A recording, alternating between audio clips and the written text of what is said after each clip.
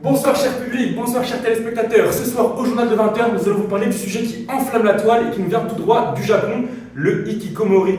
Si vous ne savez pas ce que c'est, il y a une semaine, je ne savais pas non plus jusqu'à l'apparition de 7 ouvrages réalisés par Marcus Sama. Ouvrage qui fait un bruit retentissant partout sur le net en mettant en lumière ce phénomène pas si nouveau que ça.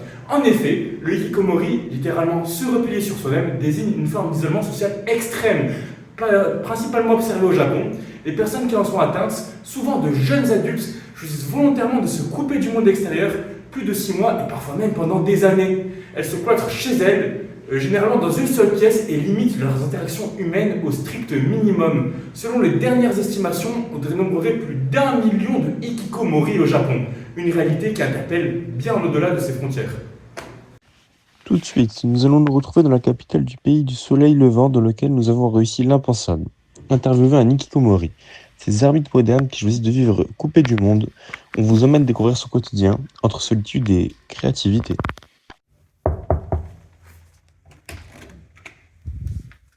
Bonjour. Bienvenue chez moi. Venez rentrer.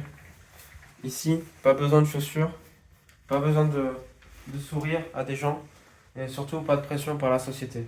Venez rentrer. Ça fait maintenant 2 ans que je suis ce qu'on appelle un hikikomori. Je vis replié sur moi-même. Je ne sors presque jamais. Sauf que pour quelques urgences, comme aller à la pharmacie ou aller récupérer mon colis alimentaire devant mon immeuble. Mes journées, elles sont très chargées. Le matin, je lis des livres sur la nature et des fois, je lis des mangas. L'après-midi, je joue aux jeux vidéo comme sur League of Legends.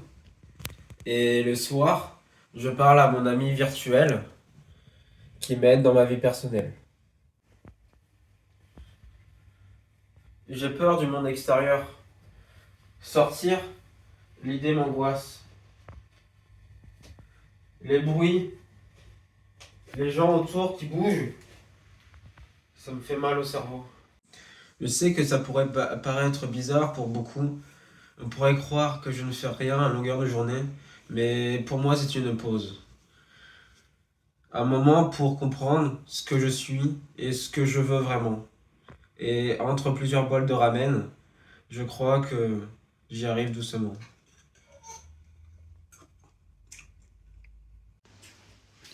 Une vie hors du commun, pleine de défis et de boîtes de ramen. Maintenant, je laisse la parole à Nina Doki, sociologue spécialiste du Japon, qui va expliquer quelles sont les causes du phénomène et ses conséquences pour les humains.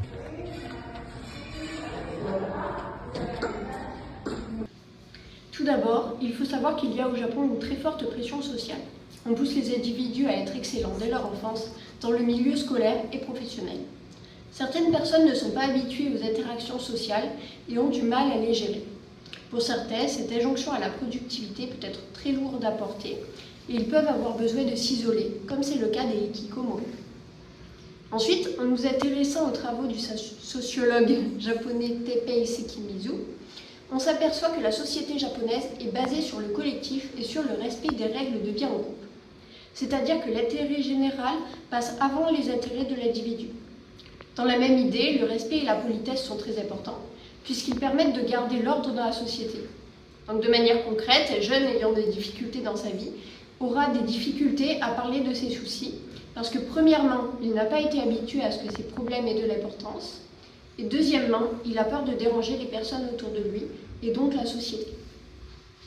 En fait, l'essor d'Internet, de la robotisation et des systèmes de livraison rendent possible de vivre complètement coupé du monde, sans interaction sociale imposée. Beaucoup de personnes ne font donc plus la démarche volontaire de conserver du lien social et se sentent davantage en sécurité chez eux, avec une vie majoritairement en ligne. Les liens entre les individus sont superficiels, parfois inexistants. Par exemple, le sondage international sur le comportement des jeunes, datant de 2018, indique qu'à la question « À qui demandez-vous conseil lorsque quelque chose vous tracasse ?», les Japonais de 13 à 29 ans ont majoritairement répondu « Je n'ai personne à qui demander conseil », ce qui montre bien l'isolement émotionnel de cette population qui peut les conduire dans certains cas à une dépression. Le gouvernement japonais doit aujourd'hui faire face à une crise de grande ampleur. En effet, la moitié des femmes et plus de 60% des hommes de 18 à 34 ans ne sont ni mariés ni en couple. Le Japon vieillit donc trop, avec une natalité trop faible. Le pays risque de perdre un tiers de sa population d'ici 2060. En plus de cela, face à une augmentation préoccupante des cas de suicide et d'isolement social exacerbés par la pandémie de Covid-19, le gouvernement a dû réagir. Tout de suite, un politologue nous explique.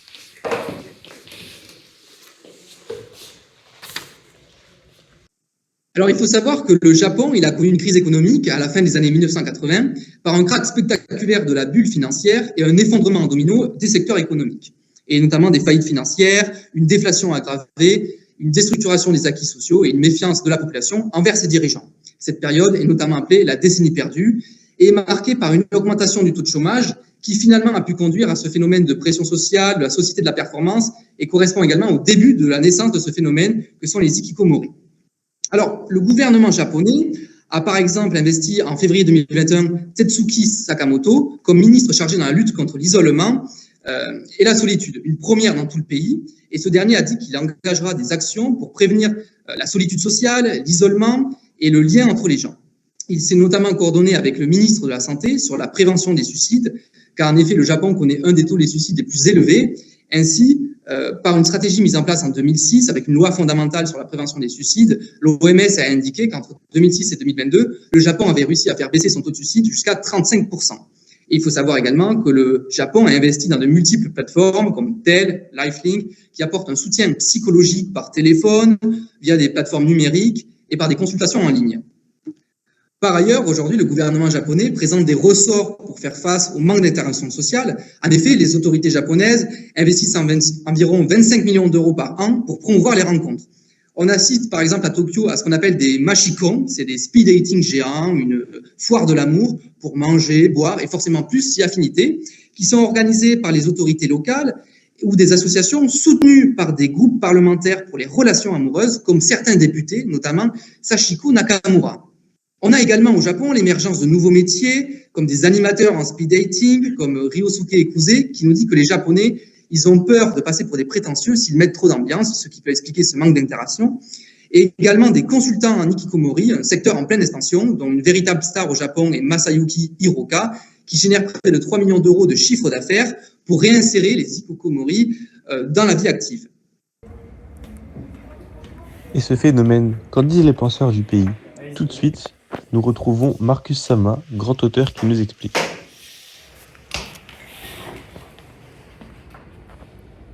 Nous venons de voir que le poids des conventions ainsi que l'obsession présumée au Japon pour la conformité sont à l'origine du phénomène des hikikomori.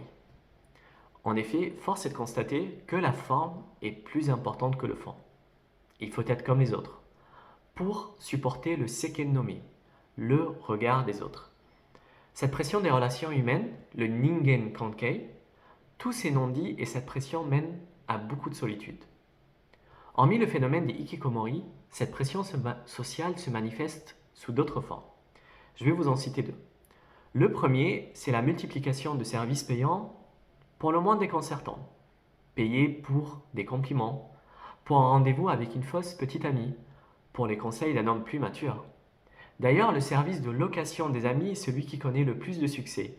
Le temps d'une journée, vous pourrez ainsi bénéficier de la compagnie d'une personne pour se balader, faire du shopping ou simplement aller au cinéma. Le second exemple, plus tragique, est le phénomène des disparitions volontaires. Chaque année, ce sont près de 100 000 Japonais qui disparaissent volontairement. Plutôt que de vivre avec la honte de la perte d'un emploi, d'un mariage raté, ou celui de rembourser une dette trop importante, certains Japonais choisissent tout bonnement de disparaître. D'ailleurs, des entreprises nippones se sont spécialisées dans ces disparitions. Elles proposent des services de déménagement en aidant les personnes à disparaître en toute discrétion. Ainsi, nous pouvons conclure sur le fait que le phénomène des hikikomori met en lumière une réalité alarmante de la société contemporaine, non seulement au Japon, mais dans de nombreux pays du monde entier. Ces jeunes adultes qui choisissent de se retirer complètement du monde extérieur représentent un syndrome profond de la souffrance liée aux pressions sociales, culturelles et économiques. Le cas de Xi Jinping, que nous avons exploré au cours de cette interview, n'est pas unique. Il reflète une problématique grandissante, l'isolement social, la peur du jugement, l'angoisse de l'échec et surtout la difficulté de trouver sa place dans un monde de plus en plus exigeant. Le phénomène hikikomori n'est pas seulement un problème japonais, il touche désormais de plus en plus de jeunes adultes dans d'autres sociétés industrialisées où l'isolement est parfois perçu comme une issue face à un monde en perpétuelle accélération. On retrouve d'ailleurs le phénomène en France.